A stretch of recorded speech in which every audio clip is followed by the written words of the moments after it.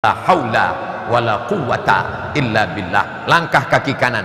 Siapa yang keluar rumah niatnya untuk belajar, maka dia akan dapat pahala jihad hatta yarji'a, sampai dia pulang ke rumah. Dari mulai kemarin sore jam 2 sampai tadi malam, sampai nanti sore saya pulang ke Kuala Namu, besok pagi naik pesawat pulang ke Pekanbaru, maka 2 hari 2 malam saya tetap dapat pahala jihad tak berhenti.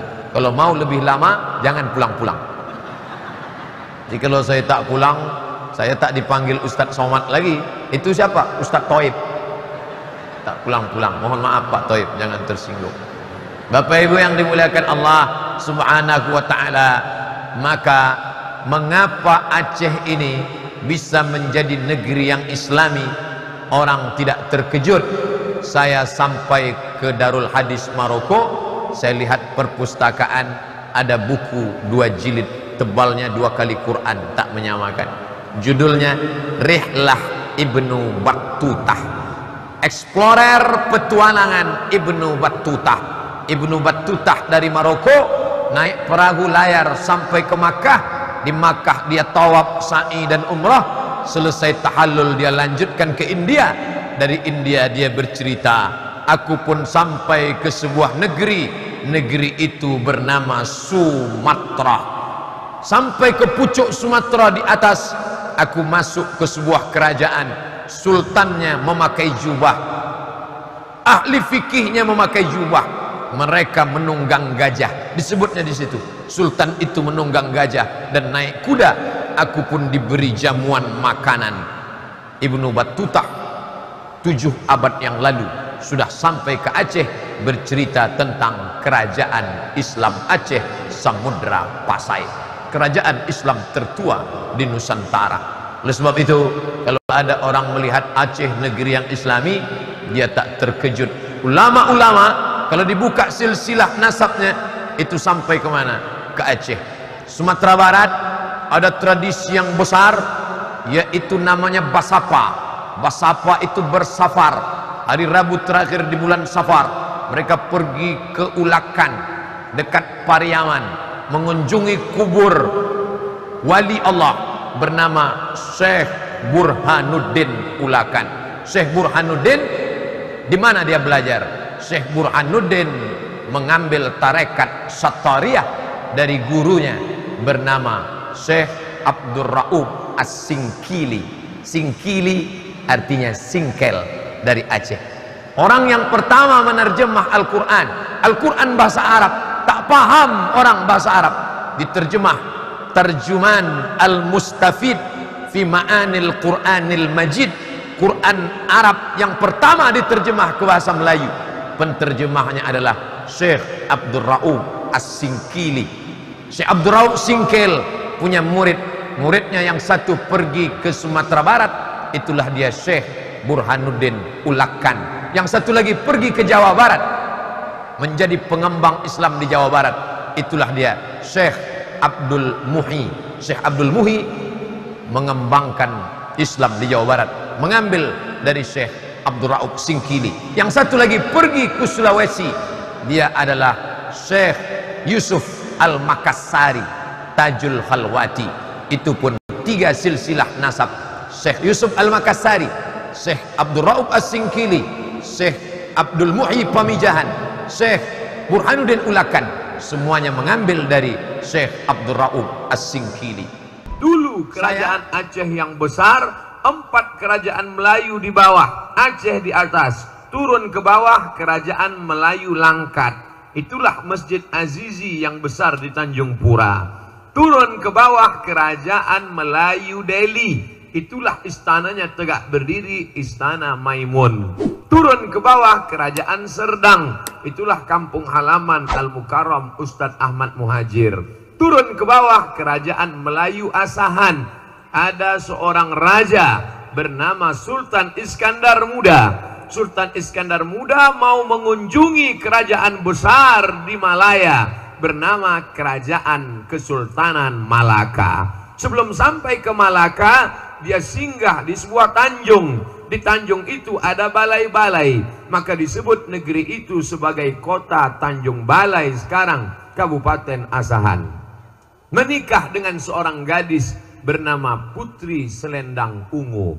Lalu kemudian hasil pernikahan itu lahir seorang anak laki-laki bernama Abdul Jalil. Itulah yang menjadi sultan pertama kerajaan Melayu Asahan, Sultan Abdul Jalil, yang mengalir darah Sultan Iskandar Muda dalam dirinya.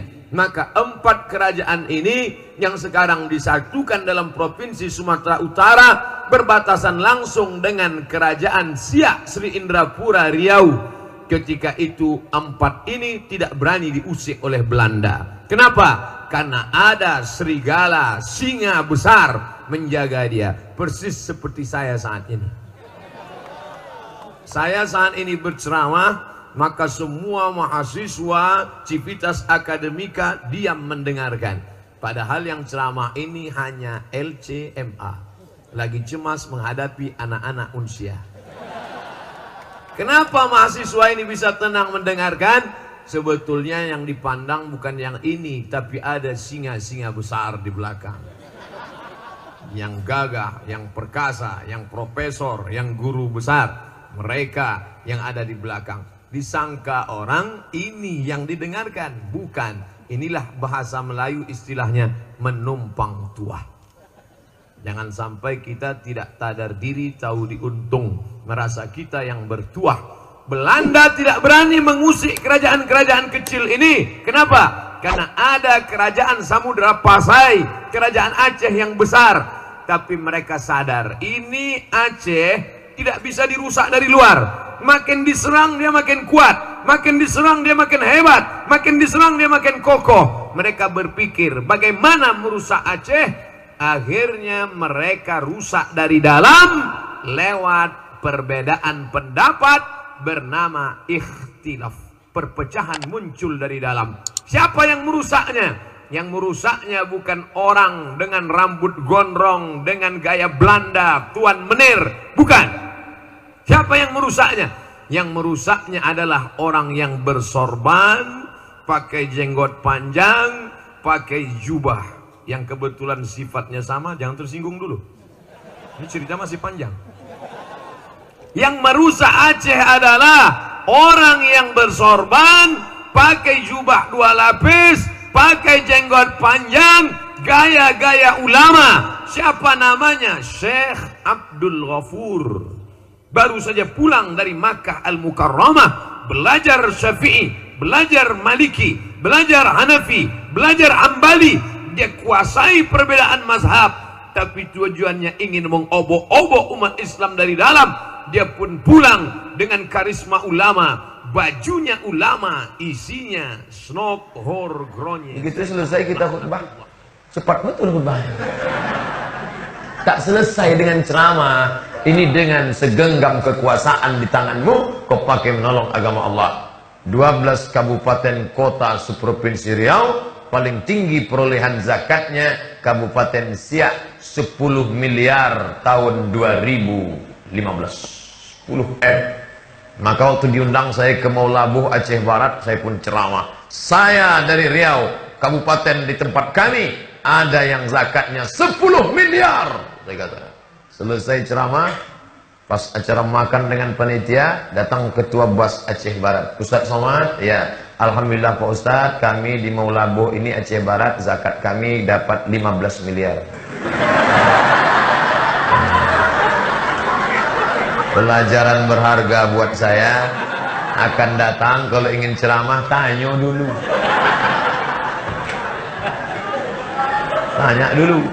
Makanya kami pun kalau ceramah tanya, sini berapa? Di sini baru 4 Pak. Baru suami 10. Tapi kalau kita di sini berapa? 14 Pak. Iyalah. Bapak Ibu yang dimuliakan Allah. Kenapa bisa? Saya baru pulang dari Kutacane. Kutacane ibu kota Aceh Tenggara. Masjidnya mantap, bagus. Ketik Masjid Agung At-Taqwa Kutacane Aceh Tenggara. Tertulis di situ UPTD. Masjid ini di bawah UPTD. Sistemnya jalan. Maka langsung ini Pak Ustadz kalau diharapkan kotak infak tak jalan, kotaknya banyak, kerincing masuk. Tapi uang negara diambil UPTD. Lalu saya tanya, UPTD-nya di bawah dinas apa? Dinas apa dimasukkan UPTD? Dinas Syariah Islam. Ini kita yang tak punya. Kenapa Aceh bisa dapat dinas syariah Islam? Kenapa kita Rokan Hulu tak bisa? Kenapa kita tak bisa? Kenapa Aceh bisa? Karena Aceh dapat otsus, otonomi khusus. Kami mau bergabung dengan NKRI, tapi berikan kami dua keistimewaan. Pertama, izinkan kami menerapkan syariat Islam. Yang kedua, berikan kami otonomi khusus minyak. 40%. Bahwa masyarakat Blok Semawi, Biren, masyarakat Aceh mencarter pesawat untuk Ustadz Somad. Saya terus terang sejak keluar berita ini naik rating saya. Banyak kawan-kawan nanya, hebat ente sekarang ya, dicarterkan pesawat. Tapi begitu sampai di Kuala Namu tadi, bayangan saya pesawat charter itu gagah dan perkasa. Ternyata pesawatnya perempuan, Susi Air. Lalu kami pun sampai, penumpangnya tak terlalu banyak.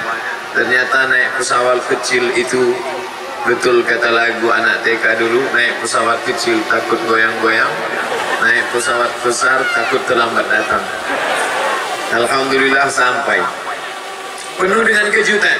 Kalau ada orang yang merasa heran kenapa masyarakat Aceh mencarter pesawat, ini orang tidak ngerti sejarah. Kalau dia paham sejarah, orang Aceh itu bukan mencarter sejarah, membeli pesawat untuk Negara Kesatuan Republik Indonesia. Makanya baca sejarah dengan baik. Dikumpulkan emas-emas nenek, datuk, orang Aceh, tokoh adat, dikumpulkan semua dari rantai gelang Subang Anting untuk memberikan pesawat kemerdekaan Indonesia. Itulah dia pesawat Sulawak. Jadi mesti paham sejarah. Jadi sekarang banyak orang komen, dari komennya kita tahu dia tidak paham sejarah. Hebat ya charter pesawat. Tapi bagi yang paham, kami bukan tukang charter, kami dulu pernah membelikan pesawat. Allahu Akbar. Jangan ajari tentang kecintaan. Mana buktinya Pak Ustaz? Tiang bendera lengkap dengan benderanya di atas.